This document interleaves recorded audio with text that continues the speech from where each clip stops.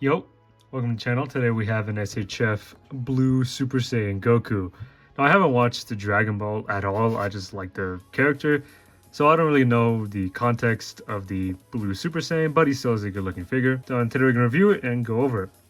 Starting with the sculpt, you can see the stunning hair. I was going to say face, but I mean it's just a regular drawn face. The hair is really tall. It adds a good like half inch of height. But it is really well sculpted. You can see on the back there's a bunch of spikes. The faceplate is basically just a, I guess, angry slash stoic head sculpt.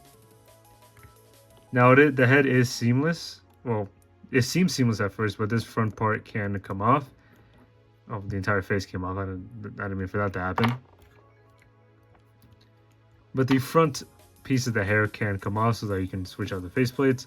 And when you have it on, it is pretty much seamless. The rest of the outfit isn't really that detailed. I mean, you get the little patch right there. On the back, you get the, on the back, you get the bigger version of what's on his front. But it's just the basic baggy orange robe with a blue undershirt. So, I mean, with that out of the way, we can move on to articulation. Now, the head is sort of limited by the hair, but it's not by too much. I mean, you can sort of look up. I mean, you really have to push it, but you can sort of look up. You can look down pretty well. He turns side to side and he does have some tilt. Now the arms are interesting because these sleeves are attached via the back, kind of like the Yamaguchi Wolverine. So he can move up the arms, and he can't move up the arms that far. They move down, I guess. They move all the way around. And he does have a butterfly joint that does push up the arms pretty far. And the shoulder plate does kind of shift around. He has bicep swivel, double joints that bend in really far. That's not even the max that they bend in because you can kind of push the top one and they bend in really far. As usual, 1/12 wrist peg that can move in any way you need it to. Now, his torso is pretty limited. I mean, that's pretty much all the crunch you're getting forward. That's all the crunch you're getting back. So he does go back pretty far. He has tilt and he does move side to side. This little like extra cloth here part does spin around, but it's not really articulated. It's more so just to get out of the way of posing. Now, as with any SHF, he has these kind of diaper pieces that look like movable butt cheeks, but his legs do move forward pretty far. That's a pretty high kick. They move back really far. I've never expected that. They move out decently enough. It's not too far. It's definitely not splits territory, but they do move out. He has thigh swivel, double joints of the knees that bend in pretty deep. And then he has ankle movement. They turn side to side. He has pivot that digs in pretty deep, and the other way as well. His ankles move down, and they move up, and he also has toe pivot that move pretty much flat up, so he can lay down like that.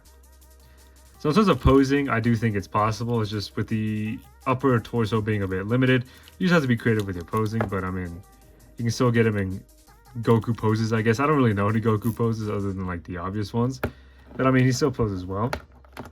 Balancing him is a bit hard because the ankles on mine are really stiff. But I mean, there he poses pretty well. Moving on to accessories, he has 3 extra faceplates. He has this smiling head. He has this angry gritted teeth head. And then finally he has this screaming one where, you know, he's tweaking out, going full Super Saiyan, I guess. All of them have this soft paint apps with the blue eyebrows. And of course the blue eyes.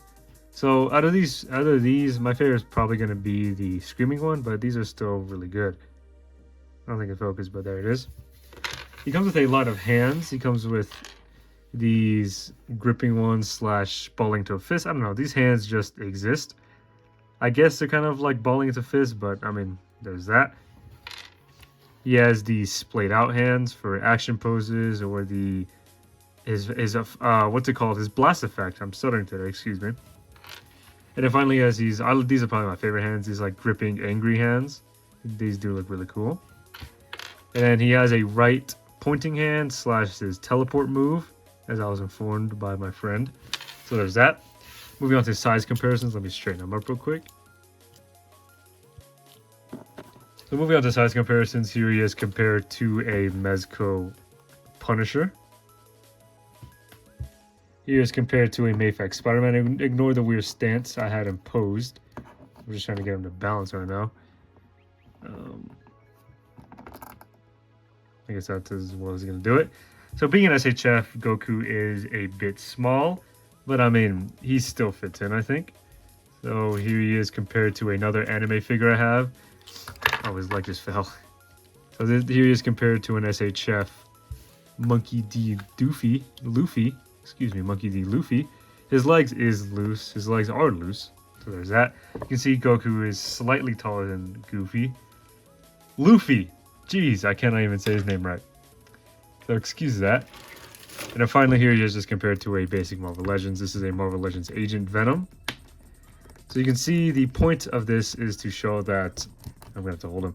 The point of this is to show that Goku is on the shorter side, being an SHF. But I mean, I think he still fits in pretty well into any collection. Let's get him out of here.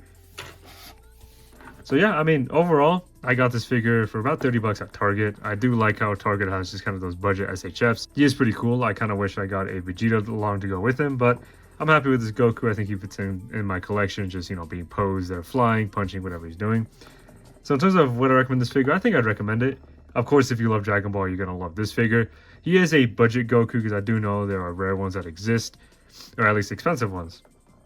But if you're just a casual collector, I say he fits in. I mean, he's a pretty good figure that can pose well.